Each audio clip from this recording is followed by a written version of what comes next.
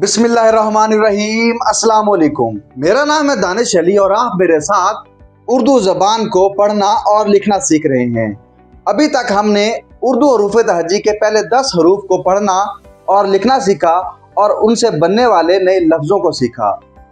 आज के सबक में हम ख़ के बाद आने वाले उर्दू हरूफ तहजी को सीखेंगे, उनको पढ़ना सीखेंगे, लिखना सीखेंगे और उनसे बनने वाले नए लफ्ज़ों को सीखेंगे। ख़ के बाद उर्दू हरूफ तहजी में पहला हर्फ है दाल। दाल को लिखने के लिए एक तिरछी लकीर लगाएं, उसको गोल घुमाएं और तिरछा नीचे ले जाएं, तो इस तरह से ये बन जाएगी दाल। दाल की आवाज़ दा है। अब हम ऐसे लफ्ज़ देखते हैं जो दा की आवाज़ से शुरू होते हैं, जैसे दाल से दरख्त, दाल से दरवाज़ा और दाल से दुकान, दाल से दिनार। दाल के बाद अगला हरफ डाल है। डाल को लिखने के लिए दाल की शक्ल बनाएं और उसके ऊपर टे का निशान लगाएं, तो यह बन जाएगी डाल। डाल की आवाज़ डा है। अब हम ऐसे लफ्ज़ों को देखते हैं जो डाल की आवाज़ से शुरू होते हैं, जैसे डाल से डाकिया, डाल से डोल। डाल के बाद अगला हरफ है जाल। जाल को लिखने के लिए दाल जैसी शक्ल बनाएं और ऊपर एक नुक्ता लगाएं, यह बन गई जाल।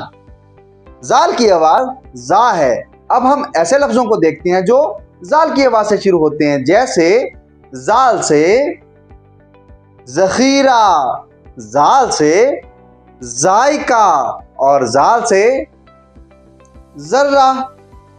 जाल के बाद अगला हरफ है रे। रे को लिखने के लिए एक तिरछी लाइन लगाएं और इसको तिरछा नीचे ले जाएं, यह बन गई रे। रे की आवाज़ रा है। अब हम ऐसे लफ्ज़ देखते हैं जो रे की आवाज़ से शुरू होते हैं, जैसे रे से रेलगाड़ी, रे से रुपया और रे से एक रहमतों भरा महीना बनता है जिसमें हम रोज़े रखते हैं, रमज़ान। अड़े लिखने के लिए रे की शक्ल बनाएं और ऊपर टे का निशान लगाएं, यह बन जाएगी अड़े। अड़े की आवाज़ ड़ा है। ये लफ्ज़ों के शुरू में इस्तेमाल नहीं होती बल्कि आखिर में इस्तेमाल होती है, जैसे पहाड़। पहाड़ के आखिर में अड़े की आवाज़ आई है। अड़े के बाद अगला हरफ है जे। जे लिखने के लिए रे की शक्ल बनाएं और ऊपर एक नुक्ता लगाएं, यह बन गई जे। जे की आवाज़ जा है। अब हम ऐसे लफ्ज़ों को देखते हैं जो जा की आवाज़ से शुरू होते हैं, जैसे जे से जंजीर, जे से ज़ेब्रा और जे से ज़ाफ़रान। जे के बाद अगला हरफ है ये को लिखने के लिए रे जैसी शक्ल बनाएं और ऊपर 3 नुक्ते लगाएं, यह बन गई ये की आवाज़ या है। ये बहुत कम लफ्ज़ों के शुरू में इस्तेमाल होती है। अब हम ये से बनने वाले लफ्ज़ देखते हैं। ये से यालाबारी। ये के बाद अगला हरफ है सीन। सीन को लिखने के लिए 2 छोटे आधे दायरे बनाएं और उसके बाद एक बड़ा आधा दायरा बनाएं, यह बन गई सीन। सीन की आवाज़ सा है।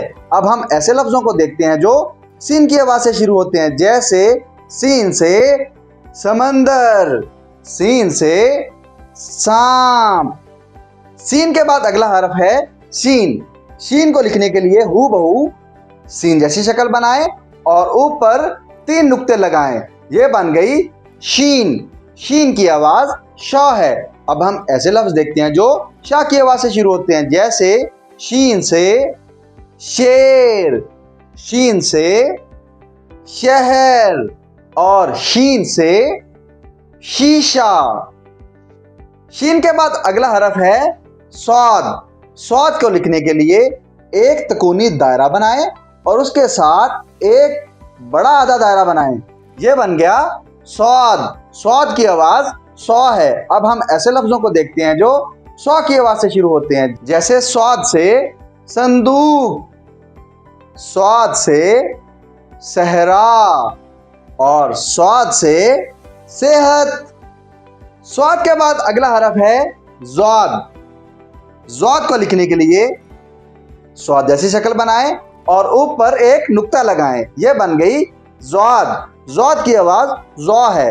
अब हम ऐसे लफ्ज देखते हैं जो ज़ौ की आवाज से शुरू होते हैं, जैसे ज़ौद से ज़ईफ और ज़ौद से अल्लामा इकबाल की एक मशहूर किताब है ज़र्बे कलीम। सौद के बाद अगला हरफ है तोए। तोए लिखने के लिए एक सीधी लकीर खींचें और उसके नीचे एक तकोनी दायरा बनाएं। यह बन गई तोए। तोए की आवाज तो है। अब हम ऐसे लफ्ज देखते हैं जो तो की आवाज से शुरू होते हैं, जैसे तोए से तोता, तोए से तालब इल्म और तोए से तूफान। तोए के बाद अगला हरफ है ज़ोए। ज़ोए को लिखने के लिए तोए की शक्ल बनाएं और तकोनी दायरे के ऊपर एक नुक्ता लगाएं। यह बन गई ज़ोए। ज़ोए की आवाज ज़ौ है। अब हम ज़ोए से बनने वाले लफ्जों को सीखते हैं, जैसे ज़ोए से ज़ोहर, ज़ोए से ज़रूफ। ज़ोए के बाद अगला हरफ है आइन। आइन को लिखने के लिए एक छोटा आधा दायरा बनाएं और उसके साथ नीचे एक बड़ा आधा दायरा बनाएं। ये बन गई आइन। आइन की आवाज अलिफ जैसी है, यानी आ। अब हम ऐसे लफ्ज देखते हैं जो आइन की आवाज से शुरू होते हैं, जैसे आइन से ऐनक, आइन से अमारत और आइन से एक खूबसूरत नाम भी बनता है अली। आइन के बाद अगला हरफ है गैन। गैन को लिखने के लिए हूबहू आइन जैसी शक्ल बनाएं और ऊपर एक नुक्ता लगाएं। ये बन गई गैन। अब हम ऐसे लफ्जों को देखते हैं जो गैन की आवाज से शुरू होते हैं, जैसे गैन से गुलेल, गैन से गुबारा, गैन से गौल और गैन से गार। आज के सबक में हमने दाल से लेकर गैन तक उर्दू हरूफ तहजी की आवाज़ों को सीखा, उनको लिखने और पढ़ने के तरीके के साथ साथ उनसे बनने वाले नए लफ्ज़ों को सीखा। अगले सबक में हम उर्दू हरूफ तहजी के बाकी लफ्ज़ों को पढ़ना लिखना सीखेंगे और नए दिलचस्प लफ्ज़ों को भी सीखेंगे। मिलते हैं अगले सबक में, तब तक के लिए अल्लाह हाफिज़।